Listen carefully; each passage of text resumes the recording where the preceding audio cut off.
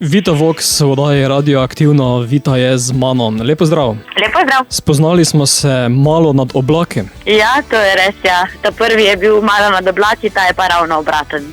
Ste bili s prvo skladbo nad oblaki? Ja, smo bili, nas je kar ponesla, ja, smo bili ful zadovoljni z odzivom ljudi nasploh, tako da moram priznati, da smo bili res nad oblaki, pa še zmer smo, no. Sedaj pa je ravno obratno.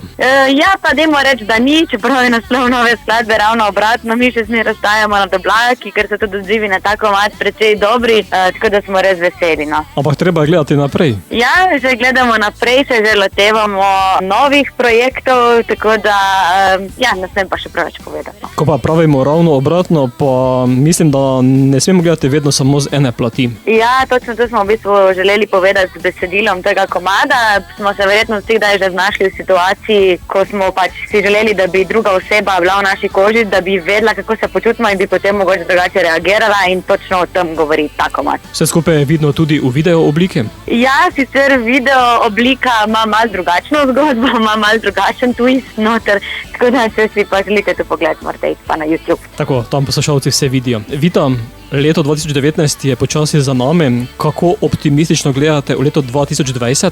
Smo precej optimistični, v bistvu imamo že v začetku novega leta ene par stvari, ki bodo precej velike za nas, tako da moramo reči, da se ga veselimo. Zato pa je prav, da za konec poveš, kako je to, ko je ravno obratno. Ja, jaz mislim, da kadar je ravno obratno, je lahko tudi fajn, tako da upam, da je fajn ob komadu, ki nosi tak naslov.